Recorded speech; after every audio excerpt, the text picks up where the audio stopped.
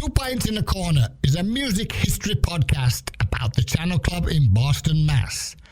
Dinky Dawson and Tony Raine are your hosts. They interview channel performers and workers, bringing out stories and memories of the great music and events that came through this iconic South Boston venue.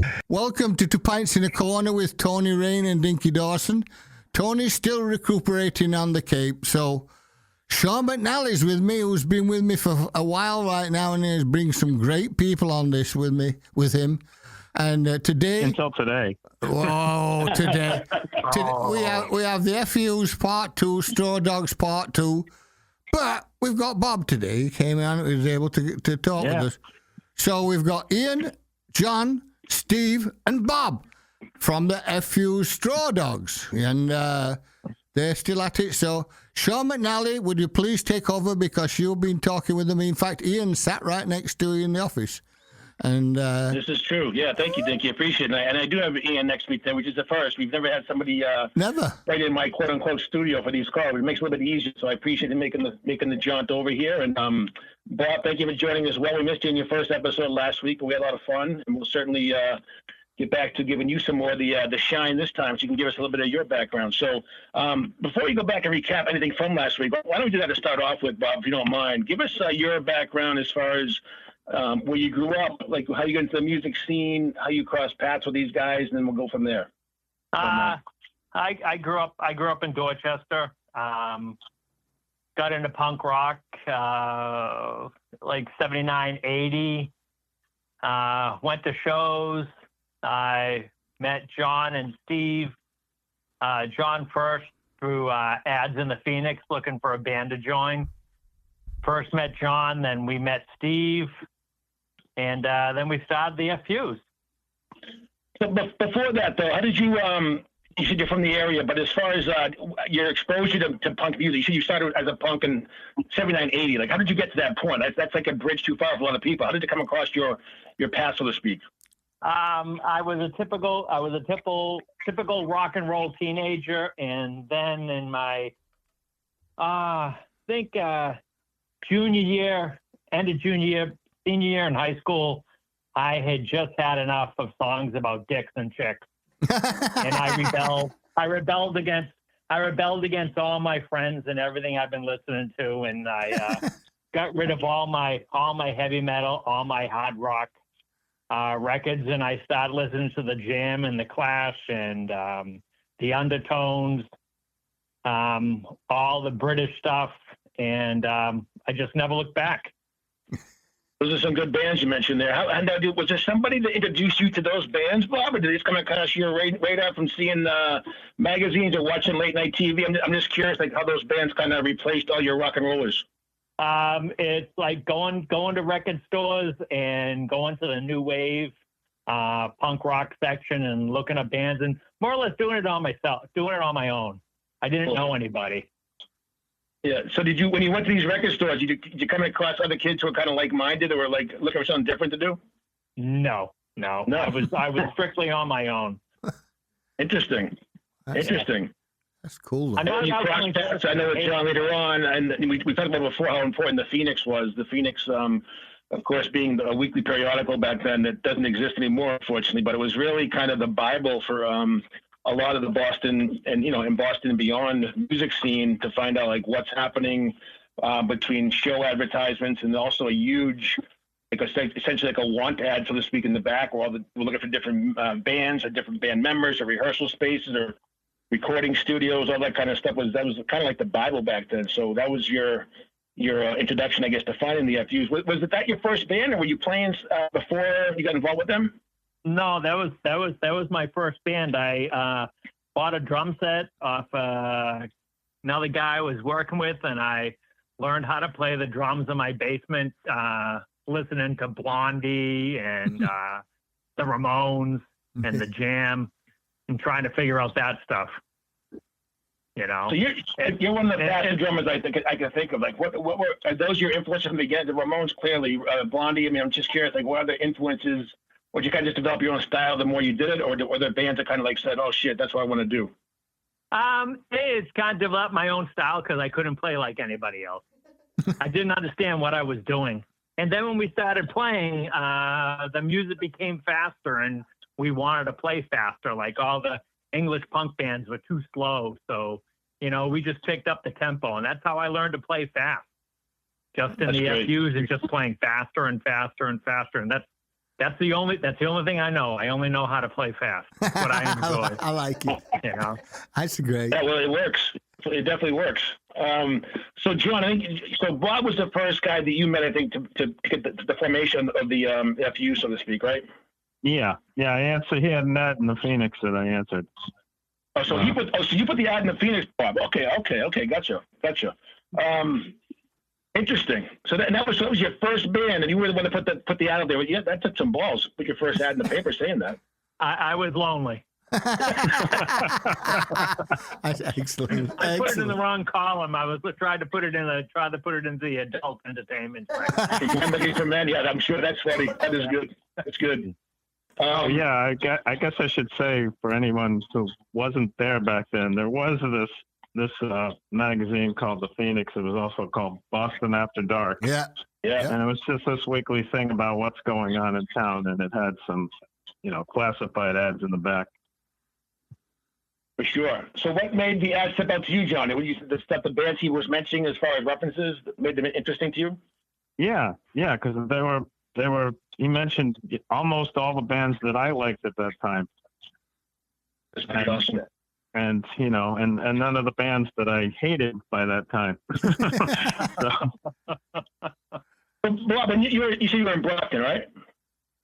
Boston. I grew up in Dorchester. Yeah. Dorchester. I'm sorry, Dorchester. Yeah. So, what were your first shows? Did you go out and see shows? Were you seeing bands on TV? Like, I'm just curious. Like, the first time you saw those kind of bands that you wanted to be kind of emulate or head that path at least. Oh, I had seen the Jam and the Clash and the Police and some other bands, like regular shows. And the first hardcore shows were all the bands that were on Boston or LA. When the bands were playing, they'd be like 7 people in the scene, Right. Right. Like essentially the whole scene was at those shows. So exactly. When you say you saw the Police and the Jam, you saw them in person or you saw them on TV? No, I saw them like at the Orpheum or at the Awesome. Paradise or wherever they were, or the Channel, of course. Sure. Excellent. We're going to talk about that for sure. As far as memory, last time we talked about, the earliest shows, which actually Steve had a big hand in setting up around Boston, and getting exposed to that kind of whole underground scene, and really kind of seen it explode in the Boston market for sure. As it was kind of a brand new thing back then, like you were saying, with the whole hardcore thing. And then, this is Boston on LA, of course, which is today still, a very high standard or influential record that you just refer back to all the time, and how important that was to introduce different bands from the Boston area to the world, really. So you guys get together. We talked this before. Steve became one of your auditions for your guitar player. You did the 3-piece demo. As a 3-piece, did your first demo, and that was out there. And then VCN caught wind of some of the stuff you were doing. And then later on, you guys got in the studio and did a proper record. Maybe we can talk about that. I think we kind of skipped past that last time. We didn't really get much into the Kill for Christ and Exclaim. Maybe talk about how what Exclaim Records was first of all, and then how that record came together. Okay. Exclaim was just a label. It was like an affinity label, because every band did their own advertising, their own artwork, their own recording. It wasn't like a label where they give you an advance and then you record and then you try to make it back. We also had to sell our own records too, which occasionally got confusing. If we get a check for Jerry's Kids record and vice versa, But the good thing about it, that Al had this idea, because people were buying Discord records just because they said Discord on them, right? That's right. So he came up with his own version of Discord, and he let people use it as long as they were independent, and that's how we got on there.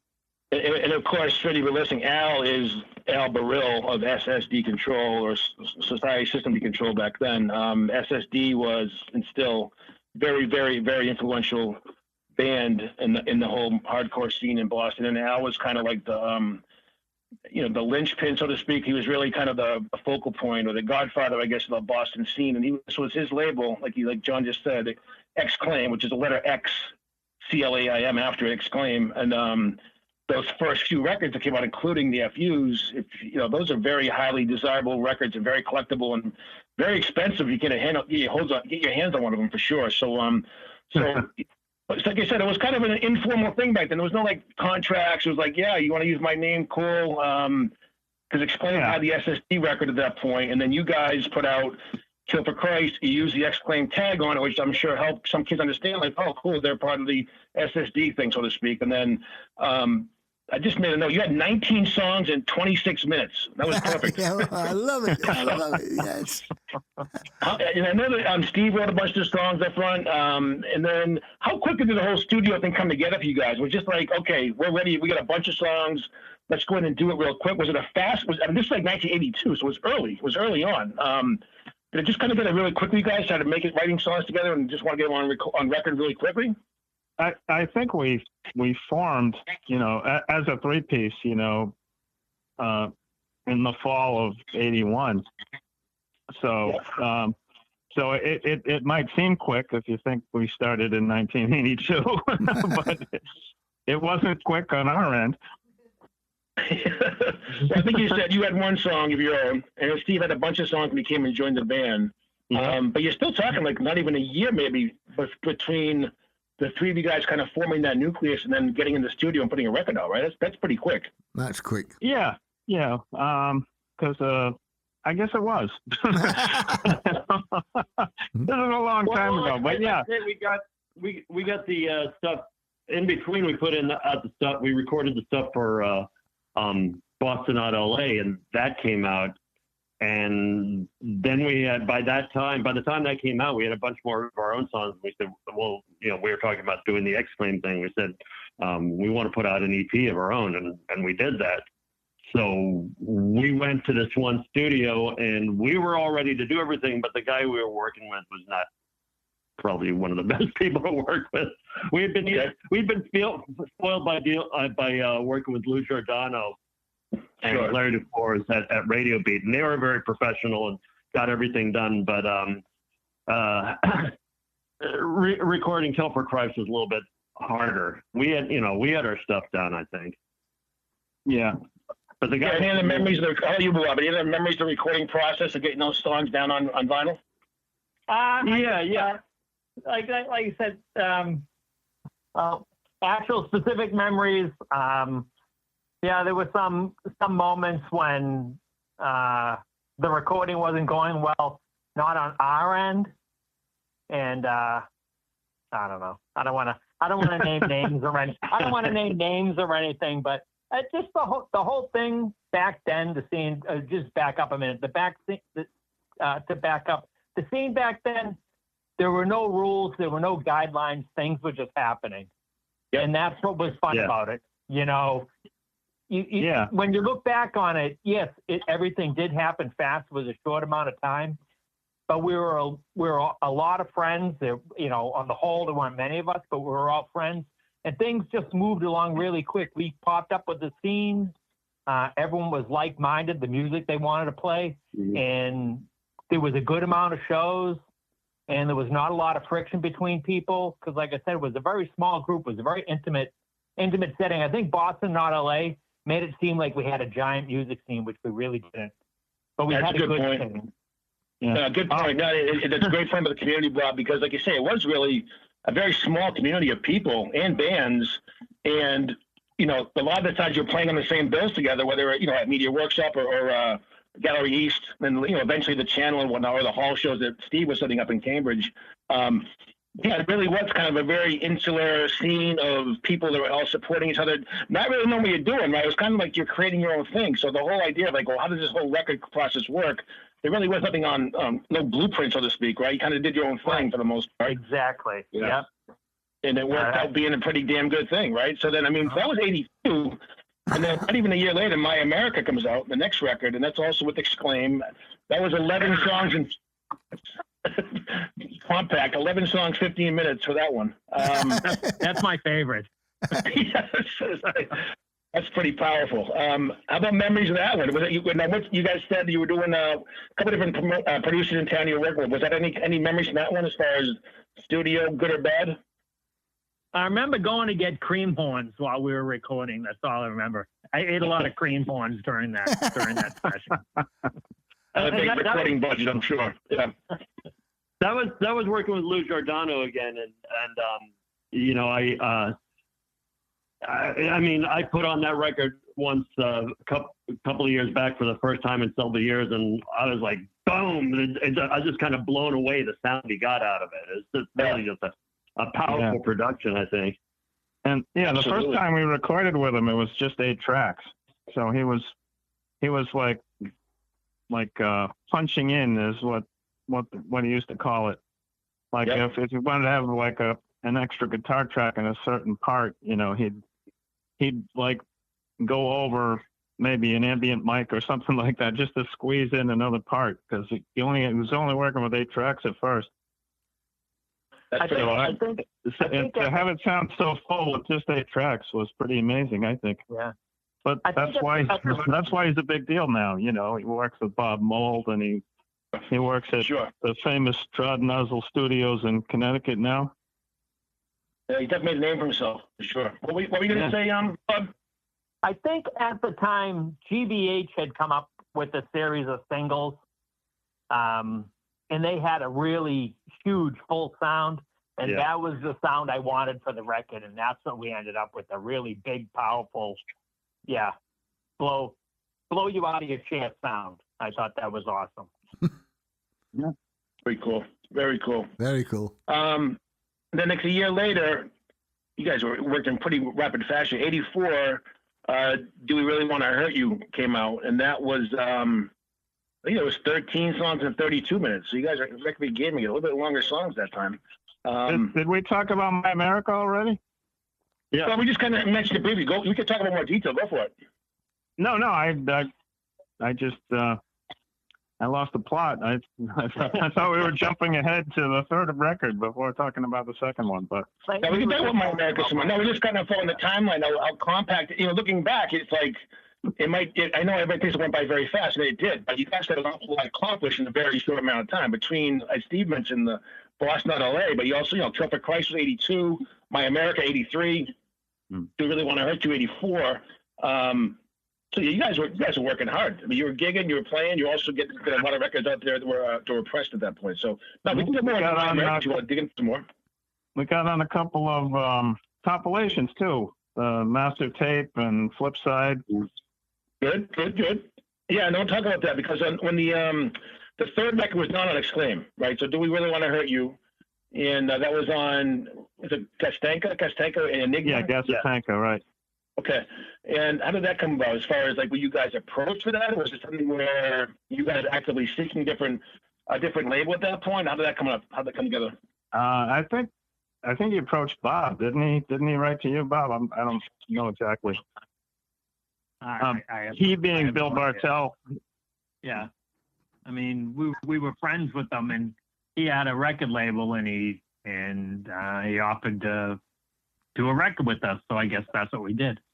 I don't remember the details. That's too far away. Well, we didn't know enough of the details, as it turns out. But we're still lucky that we got a record out. Yeah, I mean, those are still songs you guys play to this day. I mean, Warlords, Young Fast Iranian. I mean, two of your most popular songs, at least I speak to. I mean, two of my favorite songs. I mean, those are still songs in your play set today, which is 40 plus years later, which is pretty incredible. Yep. Yeah, he and Mackay or Sub Hop or whoever is listening, if you want to put that album out again, that'd be great. Well, not too many people have it. That's why it's such an expensive aftermarket record. Yeah. So let's talk about, at this point, we got the transition from FUs to Straw Dogs, right? So we're talking mid 80s at this point, 84, 85. '86. Steve Martin comes on. Bones Jones is drums for a bit in the studio before he unfortunately, of course, passes away right when the record's coming out. How did the transition happen as far as, how do you recall it happening from, okay, the music was changing a bit at the time, obviously, and all these hardcore bands were kind of, swaying more towards the metal side of things, which seemed to be, I don't know, more popular or more, it was everywhere, right? Everybody from even the Black Sabbaths of the world were starting to make more accessible records, so to speak, compared to the really dirgy, dark, heavy stuff from earlier. Not to mention all the Boston hardcore scene, other parts, New York, all these bands started kind of, what do you want to call it, crossover, or you want to call it something different? How did the transition in your eyes kind of happen from FUs to Straw Dogs? Yeah, it's funny because to me, we weren't part of that crossover, because the crossover was all it was what they call D-beat now, it was that double kick constant, and vocals that are okay, I guess. But for us, it was, I think it was more going back and, Bob had joined the band, had left the band before we became Straw Dogs. But I think it was because I didn't like the way the music was headed. Right. That's why I dropped out of the scene, because it's like you said, everything was changing. And it was, to me, in my opinion, it was going back to the music I ran away from in high school. So I was like, I don't want to go back to those days. So I said, I'm done. So that's when I left the FUs. Well, for me, it was similar, but in reverse. I was getting too saturated in the Boston hardcore music and hardcore music in general. And there were all these new bands coming out sounding exactly the same and sounded like each other. And I didn't like the way that was going. So I started listening to some records that I stopped listening to. And I thought, oh, this isn't so bad. Right. And, right. And it was like getting away from the numbers, as the Jam would say, and getting into something that was, now it was taboo, right? I mean, before it was just passé. Now it's like, no, oh, you like that? Right. I can't talk to you anymore. So to me, it was an act of rebellion, and it was fun. So. Kind of interesting from the different standpoints or viewpoints. I'm actually going to, I'm sitting here with Ian, who later joined the band, of course, but Ian probably has a pretty good perspective on this. He was already a fan of FUs, as we know, and had seen you guys several times prior in the Boston scene. But I'll let Ian take over a couple minutes here and just kind of give us his feel for what the Straw Dogs became, or what that meant to him, because I know he thought they were an extremely powerful band for sure. So let me turn over to Ian for a couple minutes here and talk about that, what he thought about it. Yeah, I was a big fan of the Straw Dogs, but it was kind of funny. My first thought about the Straw Dogs was after the Mr. Beautiful comp that the band was going to change its name to the Straw Dogs. And I remember sitting in Kenmore Square with a bunch of friends on the steps. We were talking about it, and some of us said, oh, I think they're naming the song after the Stiff Little Fingers song. And other people were saying, I was saying, no, I think that John's a Peckinpah fan, and I think he's naming it after the movie. And we went back and forth, and sure enough, walking through Kenmore Square comes John Sox. And everybody was like, well, there's your chance. Ian, go talk to him. So I went up to John, and I said, hey, John, I hear the band's changing its name to the Straw Dogs. Could you tell me what the Straw Dogs means? And he goes, it's a dog that burns. And I was like, and they said, what did John say? And I said, he says it's a dog that burns. That didn't exactly answer any of the questions that we had. But the thing I want to say about the Straw Dogs is, and this is for all my friends, is we really followed that band heavily. We continued to follow that band.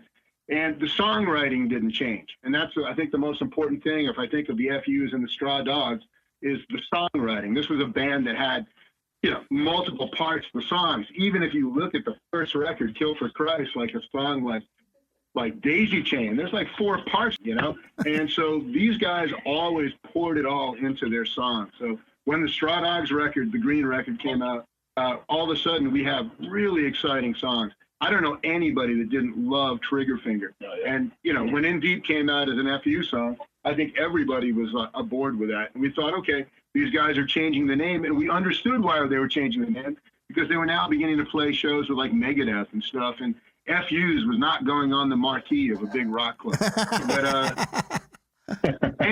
and absolutely didn't lose any of its fans by changing the name. They did pick up a couple of friends of mine as roadies. Might have been a little less vocal in my appreciation because they had friends like Kevin Hall roading, and then they got another buddy of mine after Bonesy playing drums, EK, which was, and I super wanted to be friends with these guys, and it just wasn't happening. I kept putting my foot in my mouth over and over again with them. So good stuff. Awesome.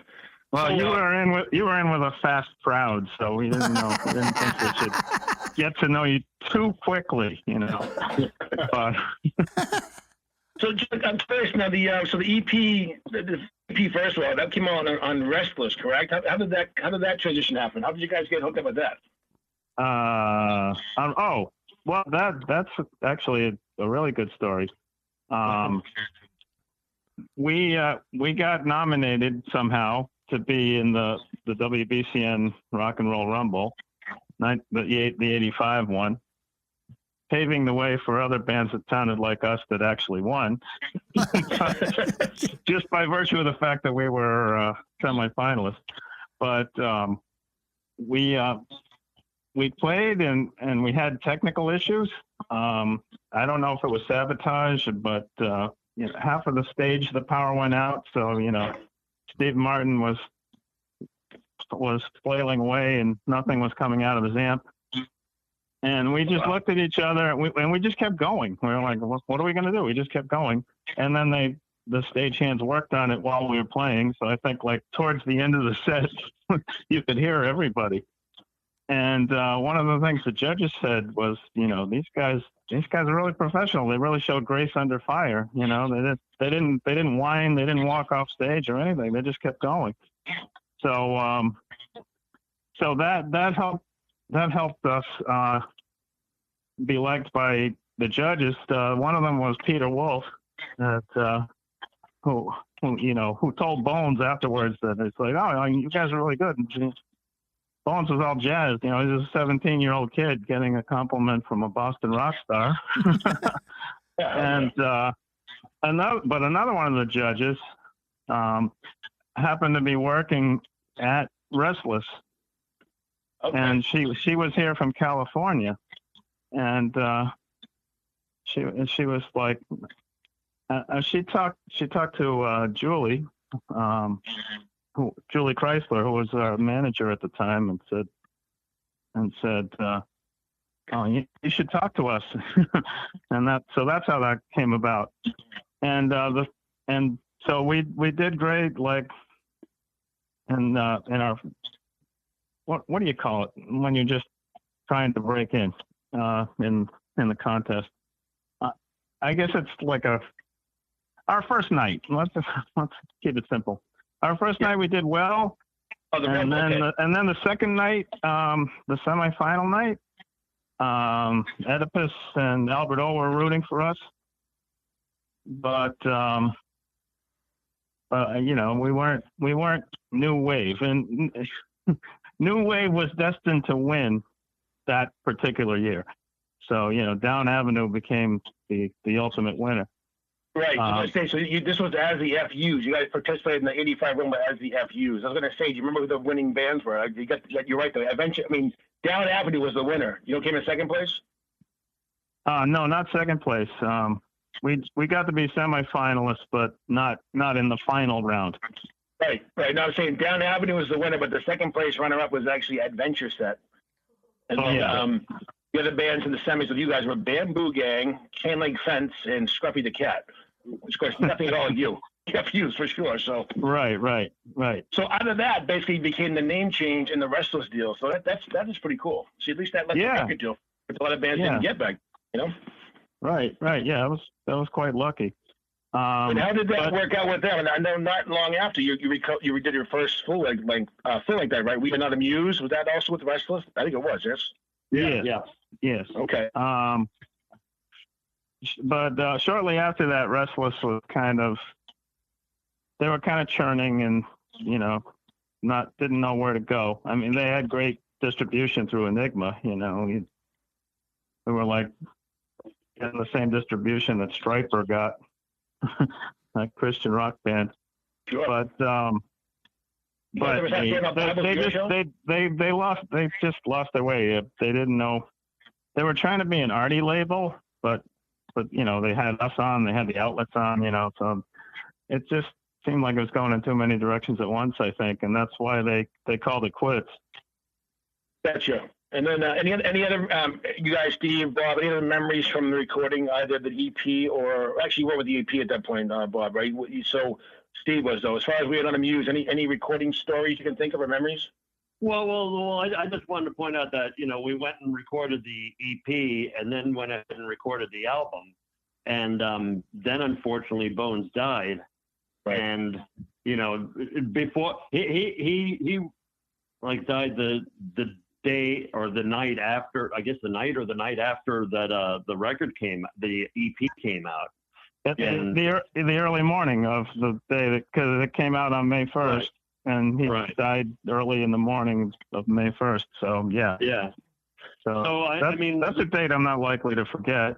Yeah. Right. Of course. But that's, we had those two records out, and then, we kind of had some lineup problems trying to keep, we did some touring, but the lineup wasn't all that secure as it had been. And but you talk about bad luck. Never mind, the fact we lost the guy passed away. But it's like you lose your drummer after a record. 2 records are out. Here you go, ready to start taking over the world. Right, get on the road, right. Touring, and then it's like, oh shit, 10 steps backwards, right? Yeah, because we were psyched. We were like, oh yeah, this is going great, man. We're gonna tour this summer and blah blah blah blah blah, and then kaboom. Right. Yeah, so, and we were getting lots of press from metal magazines too. We had this 5-page spread in Rip, which had all these arty color pictures in it, and we got written up in Kerrang! Magazine. We got 5Ks, which is their highest record rating for We Are Not Amused. And that's gigantic.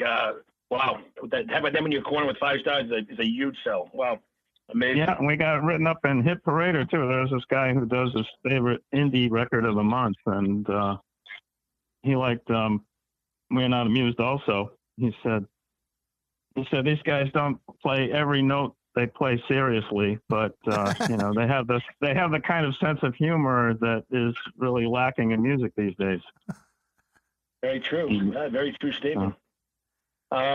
So those 2 records are out, and then, like I say, you're struggling through the lineup thing, and how to carry on, I guess. And then there's a 3rd record, Your Own Worst Nightmare, that came out later on. Different labels. I mean, did you have it? Did the wrestling just kind of come to an end? They moved on, or you guys just decided that we're off to something different now? No, they folded. Okay, gotcha. The I think it was Lone Wolf Records in Toronto put out that record, right? Mm-hmm. And then you had a German distributor as well, Lost and Found, who's very well known overseas. They put out the record in Germany. No comment. Yeah, it's okay. Well, there's quite different. There's a problem with some Boston hardcore bands getting what's the word for it? Bootleg. That's a good word, Ian. Bootleg or having records printed up without knowledge of the actual band members and people who actually would get paid on that. So yeah, we'll just jump over that right now. Right.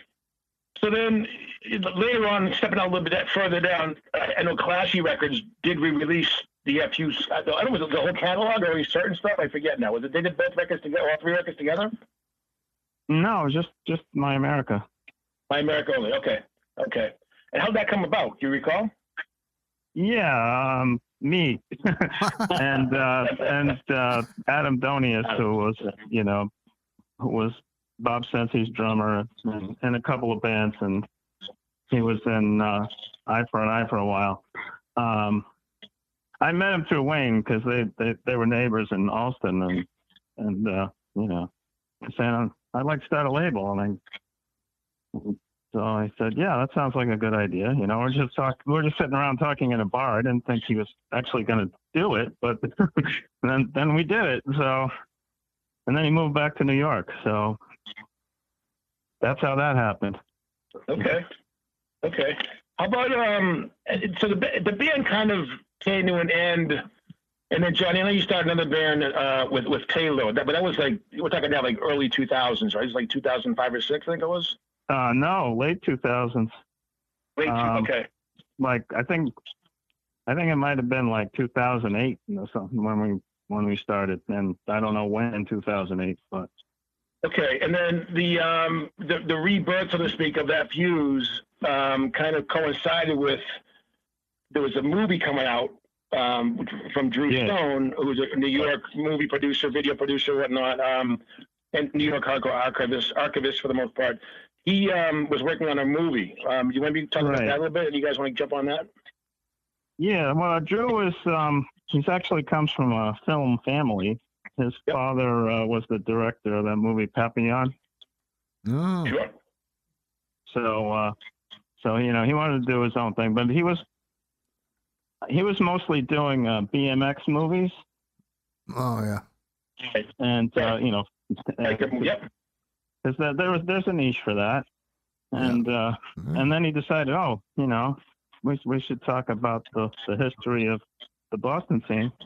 Because a lot of people in Boston and a lot of people in New York are interested, and he's from New York, right? But he was going to Emerson at the time when he had a band, a Boston hardcore band called the COs. Correct. Yep.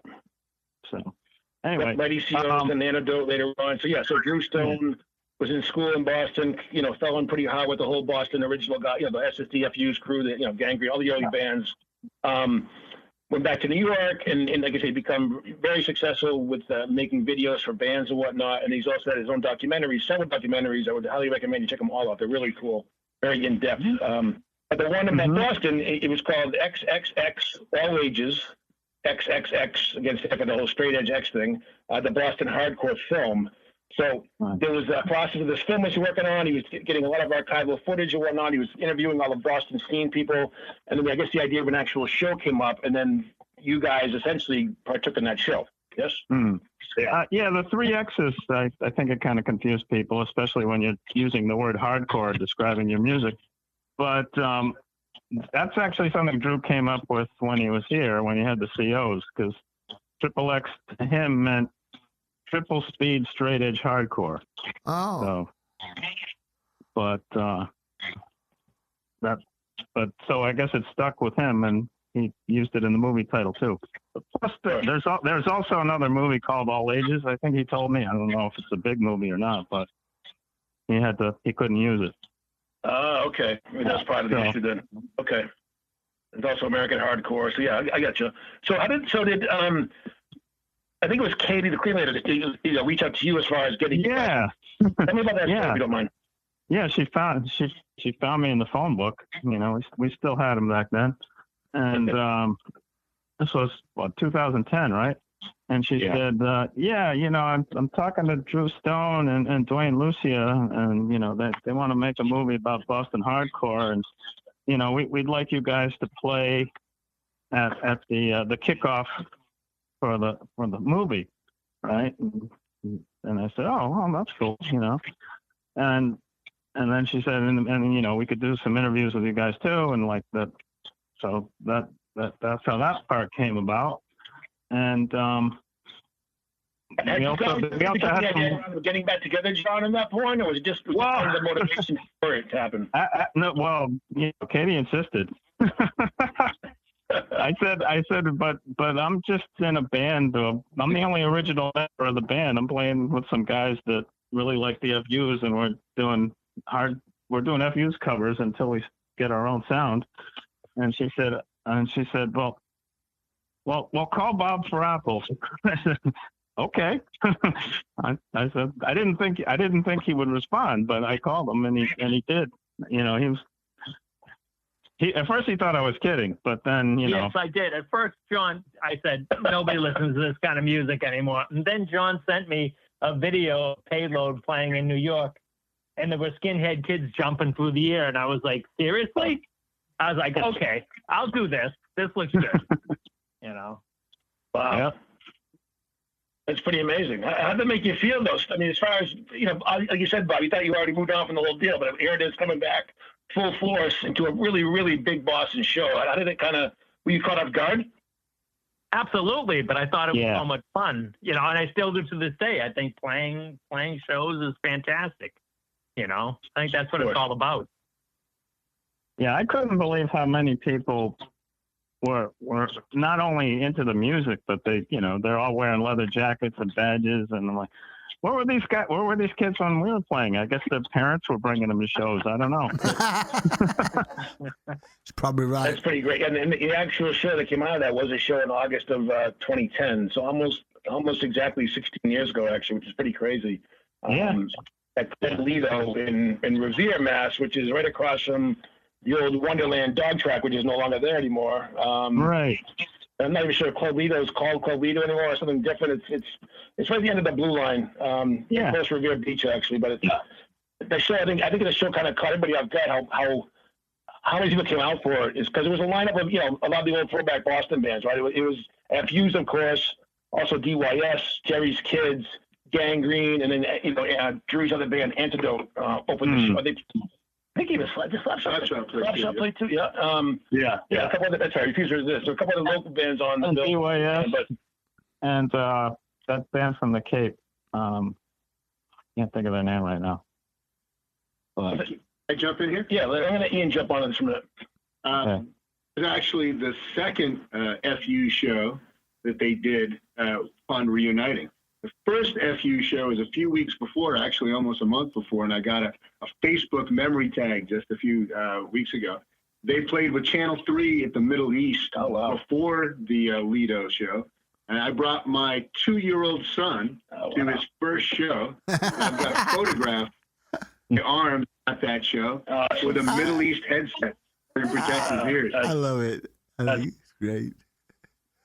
Well, Ian's a diehard fan for sure. So, so that show, I guess, was kind of the impetus to, I guess, reform the band, so to speak. Tell me if I'm wrong, John, 'cause you guys have been playing pretty much, I think, pretty steady since then, no? Yeah.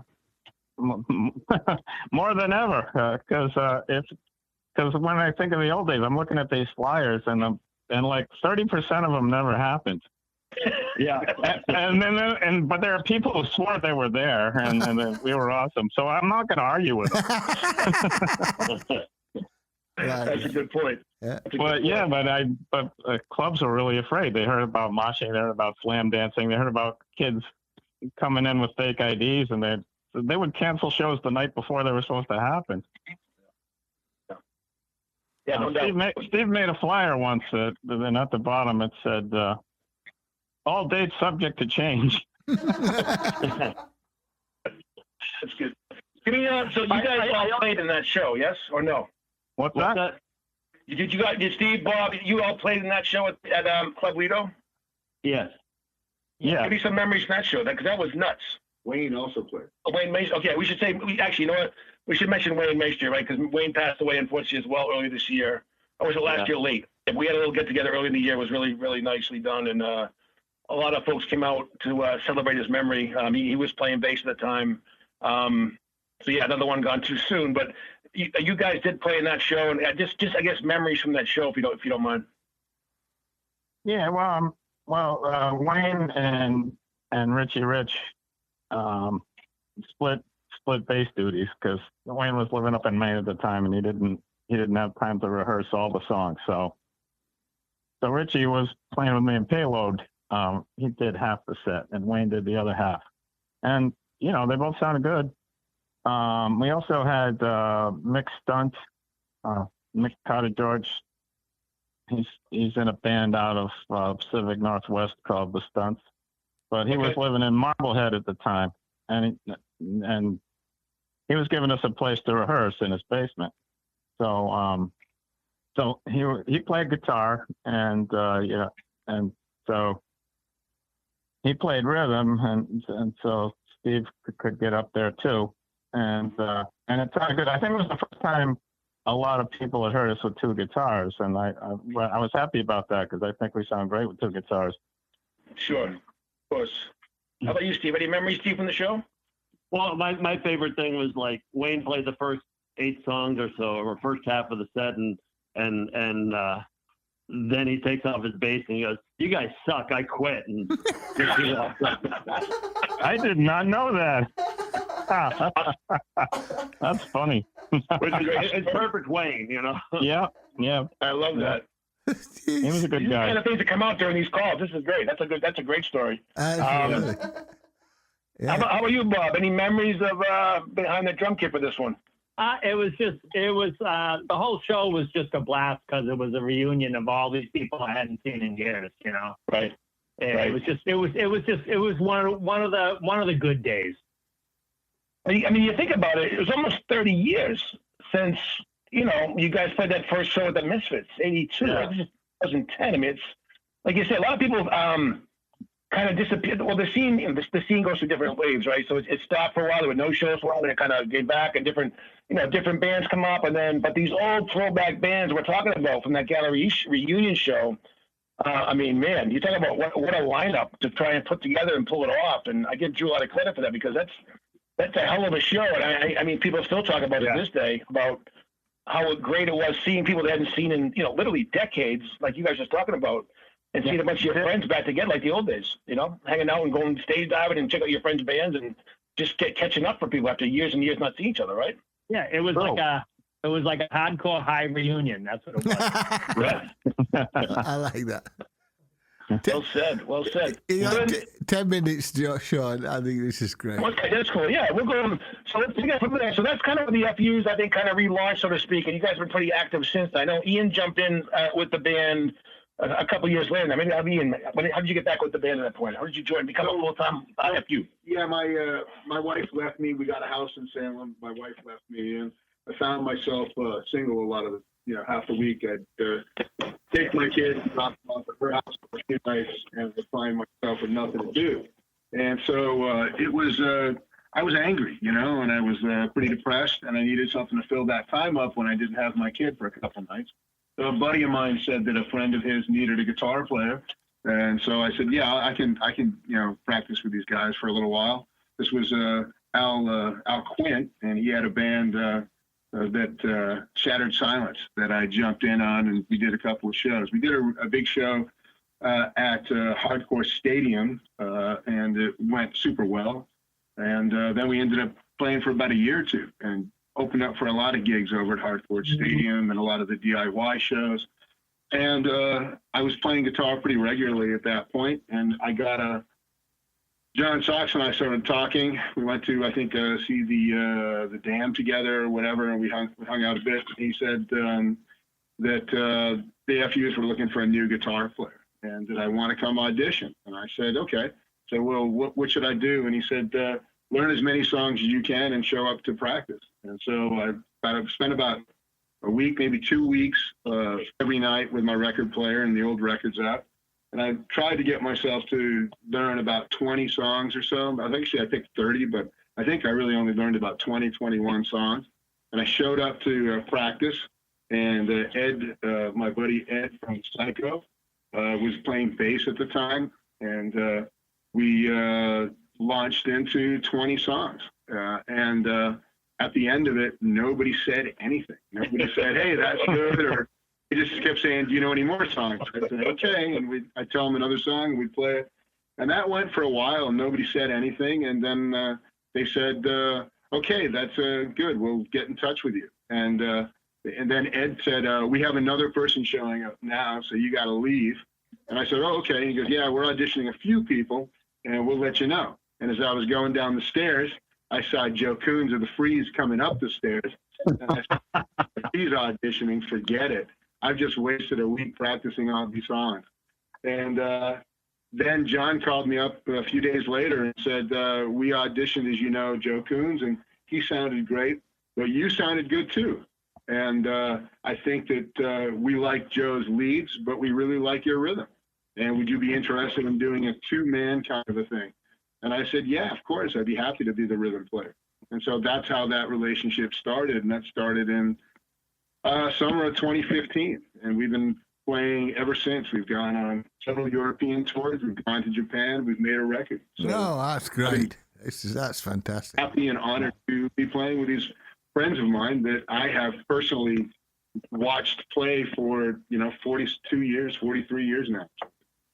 Yeah, pretty cool. we had three guitarists in rotation because he was living in Texas at the time, and he would fly up for shows when he could. Then he'd say, "Okay, one of you guys has to take a back seat because Steve's coming up." and then Steve moved to Salem, which is so much better because we can rehearse with him anytime.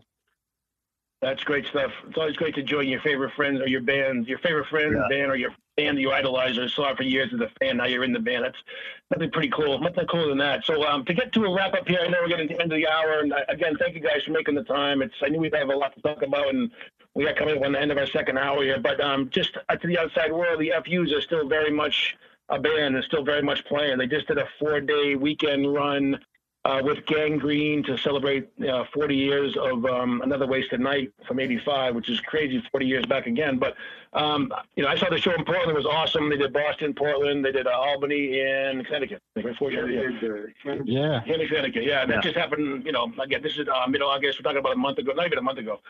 Yeah, so they're doing it. So check out find the FUs online and see when they're playing again and coming to a city near you. Anything you guys want to say last minute to anything else you're working on, music or otherwise, you want to chat on before you wrap up? I'll let the major songwriter answer this. Well, we're getting an album's worth of new stuff together, and we've got most of that. So awesome. We hope to be getting a new album out soon. Yeah, the way we used to put out records so fast a long time ago, we are the exact opposite now. Put it that way. Yep. That's hilarious. So, do you have a website? The difference is just having fun with your friends, right? That's great. Yeah. That's a good. We're crafting them carefully. That's Do you guys That have should be a the website? title of the album, Crafting Carefully Our Next Record or something, right? Yeah, that's it. I mean, we realize now that people are actually going to listen to it. So it's not just our friends. People that might have no opinion of us yet.